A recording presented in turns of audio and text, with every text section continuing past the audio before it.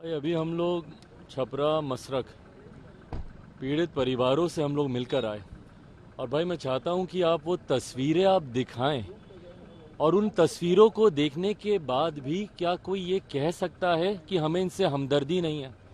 कल जिस तरीके से मुख्यमंत्री नीतीश कुमार जी ने विधानसभा में खड़े होकर बोला कि अरे इन पीने वालों से कोई हमदर्दी नहीं, भाई जो पीने वाले थे उनको तो आपने बद्दुआ दे ही दी और आपकी बद्दुआ से वो मर भी गए, पर जो उनके आश्रित पीछे बचे हैं, उनके परिवार के सदस्य जो पीछे बचे हैं, क्या उनसे भी आपको हमदर्दी नहीं है? 20 दिन की बच्ची है एक, उसने अपने पिता को खोया, छोटे छोटे बच्चे जो अनाथ हुए हैं, बुजुर्ग बूढ़ी दादी 80-85 साल की जिन्होंने अपने बेटा को खोया, पोता को खोया, उन लोगों के लिए आप कैसे कह सकते हैं कि भैया कोई हमदर्दी नहीं? किस मुंह से आपने कल विधानसभा में खड़े होकर सीधा बोल दिया कि भैया कोई मुआवजा नहीं मिलेगा? तो इन परिवारों का क्या होगा? भाई बिहार के ही लोग हैं मुख्यमंत्री नीतीश कुमार जी, कोई दूसरे देश से या दूसरे ग्रह से आए हुए नहीं, आप ही के बिहारी हैं, ये आप ही के प्रदेश के लोग हैं, अपने ही लोग हैं। क्या आपके परिवार का कोई व्यक्ति इस तरीके से अगर जाता तब भी आप बोलते कि भैया मुझे कोई हमदर्दी नहीं है? तो क्या ये बिहार के लोग आपका परिवार नहीं है?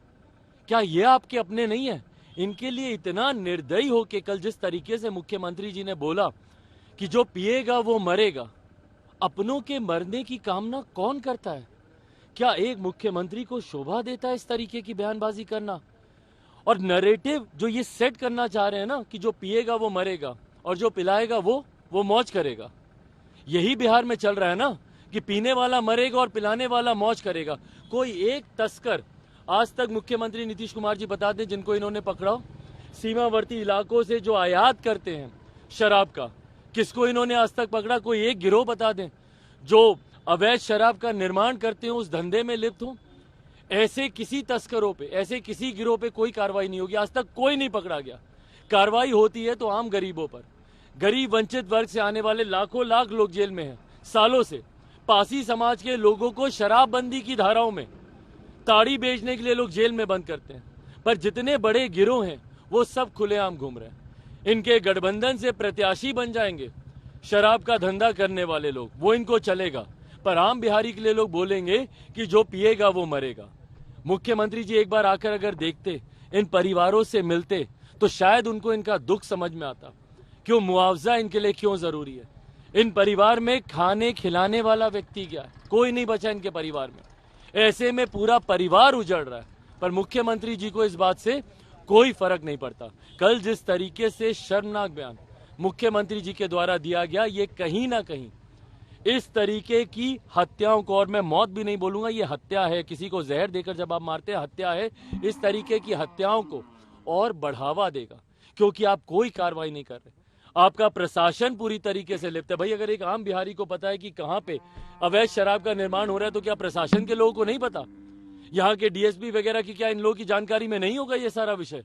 तो क्यों नहीं ये लोग कार्रवाई करते? और जब ये लोग कार्रवाई नहीं कर रहे तो मुख्यमंत्री जो प्रदेश के गृह मंत्री है, ये क्यों खामोश है? तो क्या मुख्यमंत्री के ऊपर एफआईआर नहीं होनी चाहिए? ये तमाम इन लोगों ने एक पैरेलल इकोनॉमी का एक धंधा शराबबंदी के नाम पे इन लोगों ने शुरू किया है। और ये जो एक पैरेलल इकोनॉमी, जो काला धन आता है, ये किसकी जेब में जा रहा है, नहीं जा रहा है, इसके ऊपर कोई सवाल ना उठाए। इसीलिए ये नैरेटिव बदलने का काम किया जा रहा है। नैरेटिव ये नहीं कि जो पिएगा वो मरेगा। शराब मिल कैसे रही है? मुख्यमंत्री नीतीश कुमार जी ये जवाब दें। 2016 से आपने शराबबंदी कर रखी है, कैसे मिल रही है शराब बिहार में? क्यों मिल रही है? और अगर मिल रही है तो उसके लिए आप गृह मंत्री होने के नाते आप जिम्मेदार नहीं है कि आपके कानून की धज्जियां उड़ रही हैं, तो जांच की आंच आपके दरवाजे तक क्यों नहीं जाए? भाई सवाल ये उठ रहा है कि इतने सारे के मौत का जिम्मेवार कौन है? लेकिन उन्होंने तो कह दिया जो पिएगा मरेगा, तो किसी के ऊपर तो इसकी जिम्मेवारी बनती है। भाई जिम्मेदारी अगर पहले तय कर दी गई होती, जवाबदेही पहले तय कर दी गई होती, जब इतनी मौतें हुई हैं, तो संभवतः आज ये घटना नहीं घटती ना। पर मुख्यमंत्री जी तो मानने को तैयार नहीं है। जब हम लोग बोलते हैं कि बिहार में खुलेआम शराब मिल रही है, तो बोलते हैं हम लोग झूठ बोल रहे हैं, हम लोग राजनीति कर रहे हैं। तो आज कैसे ये लोग शराब पी लिए? कहां से मिल गई इनको शराब? कैसे मुख्यमंत्री विधानसभा में खड़े होकर बोल रहे हैं कि जो पिएगा वो मरेगा? मिल कैसे रही है? ये जवाब देना मुख्यमंत्री नीतीश कुमार जी। कहीं तो आपका कानून विफल है, कहीं तो आप लोगों की कमजोरी है, आप लोगों की नाकामी है, और आप लोगों की नाकामी का खामियाजा मुख्यमंत्री नीतीश कुमार जी की लापरवाही, नाकामी का खामियाजा बिहार की आम जनता भुगत रही है। परिणाम स्वरूप ये आंकड़े जो ये लोग बता रहे हैं 60-70, कोई 60-70 नहीं भाई, 150, 200, 300 के आसपास का ये आंकड़ा है। प्रशासन उसको दबाने का काम कर रही है। परिवार के लोगों के ऊपर दबाव डाला गया कि जल्द से जल्द दाह संस्कार करो, पोस्टमार्टम नहीं करने दिया गया। अभी भी दबाव डाला जा रहा है कि कोई ना बोले कि भैया शराब से हुई है, नहीं तो तुमको जेल भेज दिया जाएगा। ये तो इनके प्रशासनिक अधिकारियों का रवैया है और उसपे मुख्यमंत्री का खामोश रहना उन तमाम भ्रष्ट अधिकारियों को मौन समर्थन है। 2016 से लेके 21 तक जो डाटा दिया गया है लोकसभा में, उसमें मात्र अभी तक 23 लोगों की मौत दिखाई गई है। जबकि अगर बात किया जाए तो एक साल में ही ना जाने कितने ऐसे शराब कांड हुए हैं। भाई कम से कम 250-300 परिवार से तो मैं मिल चुका हूं पिछले 6-8 महीने में। आप अगर मेरे ही सोशल मीडिया ट्विटर टाइमलाइन पे अगर आप जाके देखेंगे 250-300 परिवार आपको वहीं पे मिल जाएंगे। सरकारी आंकड़े इसी तरीके से छुपाए जाते हैं। प्रशासन पोस्टमार्टम नहीं करने देता है, दबाव डालता है कि भैया बोल दो ठंड लग गई, ठंड लगने से मर गए। ठंड लगने से सिर्फ पुरुष ही मर रहा है यहाँ पे और किसी महिला को ठंड नहीं लग रही यहाँ पे।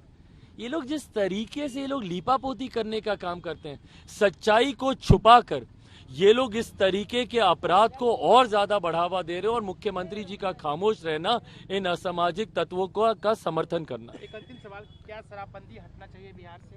इस पे समीक्षा की जानी चाहिए। और दूसरा, क्या आपको लगता है कि यही हालात रहे तो 2025-24 तो यही 25 जो बिहार का विधानसभा का चुनाव होगा, भाई आक्रोश, नीतीश कुमार आएंगे? भाई आक्रोश देख लीजिए ना मुख्यमंत्री के खिलाफ कितना है।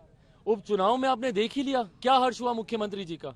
तीनों सीटों पे देख लीजिए ना, 2 तो जो हम जीते हैं, तीसरी भी आप देख लीजिए भैया मोकामा वाली। पिछली बार 40,000 वोट पाए थे, क्यों नहीं वो 40,000 वोट चला गया था महागठबंधन को। 0 जनाधार है आज की तारीख में मुख्यमंत्री नीतीश कुमार जी का, 0 जनाधार। और मुख्यमंत्री जी को लेकर बिहार की जनता में आक्रोश भाई इतना ज्यादा है। इनकी खुद की पार्टी पिछली बार तीसरे नंबर की पार्टी बन गई थी, इस बार खाता भी नहीं खोल पाएगी। पर जिस गठबंधन के साथ रहेंगे उस गठबंधन को भी मुख्यमंत्री नीतीश कुमार ले डूबेंगे, ये उपचुनाव ने दर्शा दिया। और आने वाले मध्यावधि चुनाव में आप देख लीजिएगा, मैं नहीं मानता भैया कि ये सरकार लंबे समय तक चलेगी। कल हम लोग महामहिम राज्यपाल जी से मिलेंगे और बिहार की अराजक परिस्थिति को देखते हुए उनसे आग्रह करेंगे कि बिहार की वास्तु स्थिति केंद्र सरकार को बताएं और केंद्र सरकार से बिहार में राष्ट्रपति शासन लागू करने की सिफारिश महामहिम राज्यपाल करें, उनसे हम लोग आग्रह करें। आपके छोटे भाई भी रहे, मित्र के समान भी रहे, तो उनको क्या सलाह देंगे कि नीतीश कुमार के साथ रहे या महागठबंधन से? भाई वो ये फैसला उनको लेना है किसके साथ रहें, पर जिस तरीके से वो अपनी नीयत बदल रहे हैं, प्रश्न उन पे भी उठेंगे, उनकी क्रेडिबिलिटी पे सवाल उठेगा, उनकी विश्वसनीयता पे सवाल उठेगा। आज से 4 महीने 6 महीने पहले जब हम लोग जा रहे थे, वो भी जा रहे थे ऐसे ही जहरीली शराब से हुई हत्याओं के परिजनों से मिलने, वो भी जा रहे थे, वो भी राजभवन मार्च कर रहे थे, वो भी राज्यपाल से मिलने गए थे इन तमाम ऐसी ही हत्याओं को लेकर। और आज वो भी मुख्यमंत्री जी की बोली बोलने लग गए, आज वो भी कहीं ना कहीं इसके ऊपर लीपापोती करने लग गए। तो भाई बिहार की जनता देख रही है ना, जब आप विपक्ष में रहते हैं तो आपके सुर अलग होते हैं, जब आप सत्ता पक्ष में होते हैं आपके सुर अलग हो जाते हैं। भाई हकीकत है, अन्याय का, अपराध का कोई पक्षधर नहीं हो सकता। अन्याय किसी के भी शासनकाल में हो, उसकी जांच होनी चाहिए और दोषियों को कड़ी से कड़ी सजा मिलनी चाहिए। उसके ऊपर अगर कोई लीपापोती करता है तो कहीं ना कहीं अपराध को बढ़ावा देने का काम कर रहा है।